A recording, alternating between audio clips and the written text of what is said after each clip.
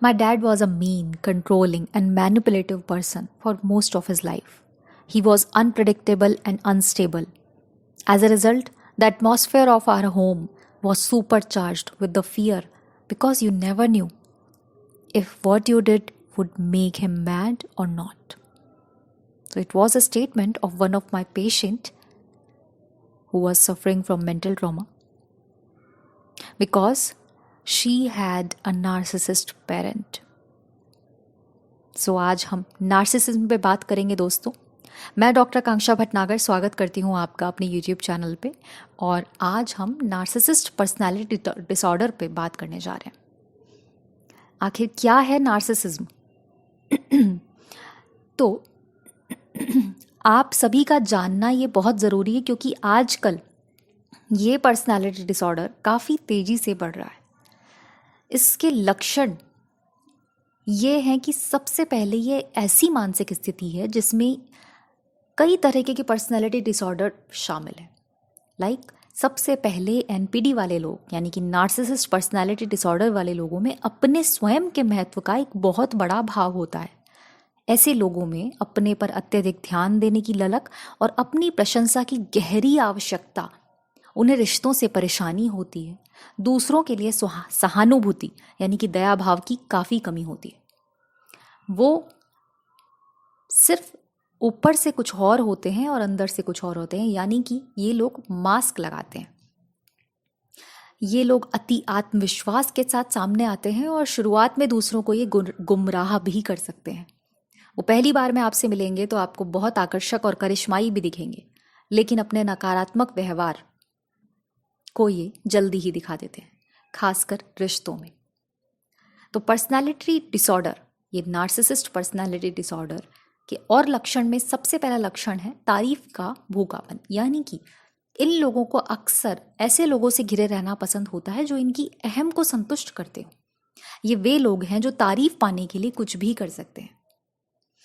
Medicine health के अनुसार जिस किसी का भी एनपीडी के तहत इलाज किया जाता है उसमें ये 5 लक्षण ज़रूर होते हैं, यानी कि सेल्फ इम्पॉर्टेंस की एक भव्य भावना, दूसरा विशेष और अद्वितीय और केवल अन्य विशेष या उच्च स्थिति वाले लोगों या संस्थानों द्वारा ही इसे समझा जा सकता है, जिन्हें अत्यधिक प्रशंसा की आवश्यकता होती है, जिनमें अधिकार की भावना होती है, जो पारस्परिक रूप से शोषक हैं, दूसरों का लाभ उठाते हैं, जिनमें सहानुभूति की कमी होती है, और जो लोग दूसरों से जलन करते हैं यानी कि ईर्ष्या करते हैं और मानते ये हैं कि दूसरे उनसे ईर्ष्या करते हैं, जो हमेशा घमंडी व्यवहार और ऐंठ दिखाते हैं।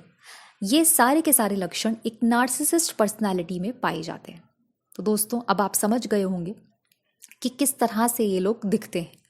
इनके अंदर क्रोध या अवमानना के साथ प्रतिक्रिया देना और खुद को श्रेष्ठ दिखाने के लिए दूसरे व्यक्ति को छोटा करने की कोशिश करना, भावनाओं और व्यवहार को नियंत्रित करने में इन्हें कठिनाई होती है, तनाव से निपटने और परिवर्तन के अनुकूल होने में प्रमुख समस्या का अनुभव करना, उदास और मूडी महसूस करना क्योंकि वे पूर्णता से कम हो जाते हैं, असुरक्षा, शर्म और भेद्यता और अपमान की गुप्त भावनाएं ये लोग रखते हैं।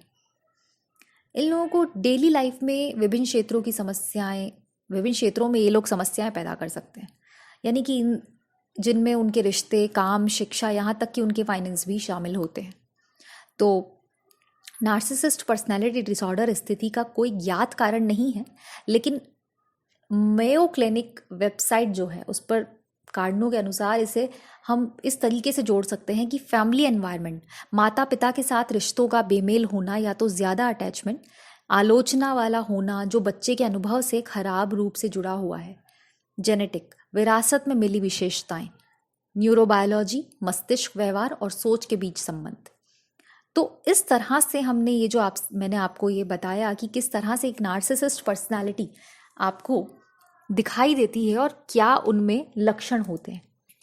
अब हम बात करते हैं कि जो लोग नार्सिसिस्ट पर्सनालिटी डिसऑर्डर वाले अपने करीबी लोगों से जुड़े होते हैं, उनको किस तरह से परेशानियों का सामना करना पड़ता है। ये हम अब इस टॉपिक में बात करेंगे। तो कॉमन ट्रेट्स क्या होते हैं जो लोग नार्सिसिस्ट पेरेंट्स के थ्रू रेज होते हैं? उनमें कॉमन ट्रेट्स जो होते हैं, सबसे पहला ये होता है कि पैरालाइजिंग इंडिसीजन एंड गिल्ट, ये पाया जाता है। इंटरनलाइज्ड लॉयल होते हैं अपने नार्सिसिस्ट पेरेंट के लिए and enters relationship with narcissist partners.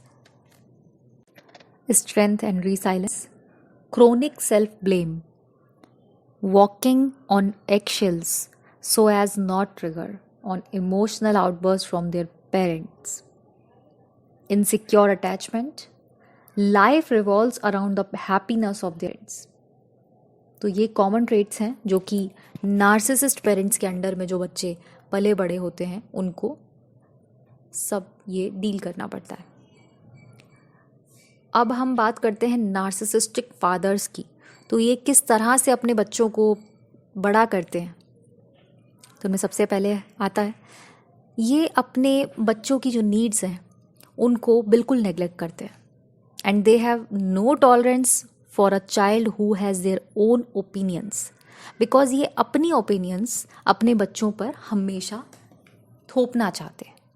ये इस तरीके के पेरेंट्स होते हैं, फादर्स होते हैं specially, resent the needs of their children and are aloof in situations that require more they wish to give. Can be charismatic with strangers yet aloof, cruel and condescending with their children. ये लोग हमेशा आपको सामने, इनके बच्चे confuse होते हैं क्योंकि ये मास्क लगा के घूमते हैं। ये लोग हमेशा ये आउटसाइडर्स के सामने अपने बच्चों को बहुत ही अच्छे तरीके से अपने बच्चों के साथ पेश आएंगे, लेकिन ये जब इनडोर्स होते हैं तो ये अपने बच्चों को किस तरह से अब्यूज़ करते हैं, वो चीज़ें उस बच्चे को मेंटल ट्रॉमा देती हैं। Discard their children easily over the slightest miscommunication and default to rage, यानी कि जब उनके बच्चे अपना कुछ करना चाहते हैं या चीज़ें वो अपने हिसाब से अपनी ओपिनियन रखते हैं तो ये अपने बच्चों को बहुत आराम से डिस्कार्ड कर सकते हैं। ये लोग हमेशा एडमायरेशन के भूखे होते हैं, प्रेज के भूखे होते हैं, forgiveness even without admitting fault, यानी कि सामने वाले से ये हमेशा किस चीज़ को चाहेंगे कि सामने वाला आपकी तारीफ करे, आपको हमेशा अच्छा समझे, आपको एक ताज पहना के रखे और हमेशा आपसे माफ़ी मांगे। हमेशा सामने वाले को ये गिल्ट फील कराते रहते हैं कि ऑल आर रॉन्ग और only I am the best, मैं कभी कोई गलती कर ही नहीं सकता या सकती। तो ये इस तरीके की पर्सनालिटी होती है। ये जो पेशेंट इस अंडर में इसमें रहते हैं उनको काफ़ी मेंटल ट्रॉमा का सामना करना पड़ता है और उसके बाद उनको मेडिटेशन की बहुत ज़रूरत हो जाती है, उनको खुद पे ध्यान देने की और अपने आप को समझने की, चीज़ों में बहुत ज़्यादा परेशानी उठानी पड़ती है। अब मैं बात करूँगी ways to deal with a narcissistic parent. तो किस तरह से, अगर आप नार्सिसिस्ट पेरेंट के अंडर में पले बड़े हैं तो आपको किस तरह से डील करना है। तो सबसे पहले तो recognise their tactics and how it works, ठीक है। Ground yourself in your own reality, do not internalise what they say. कभी उनकी बातों को आपने उस पर लेने की ज़रूरत नहीं है, because you know they have the disorder and PD. Remember to validate yourself, refrain from pointless arguments, accept that they will never change, don't cater to their every whim and need, try to remain calm, plan your responses in advance, avoid revealing any of your vulnerabilities, set and stick to your boundaries, document threats and violence, establish a support network, have an emergency plan, limit or cut contact if possible, seek help and start healing.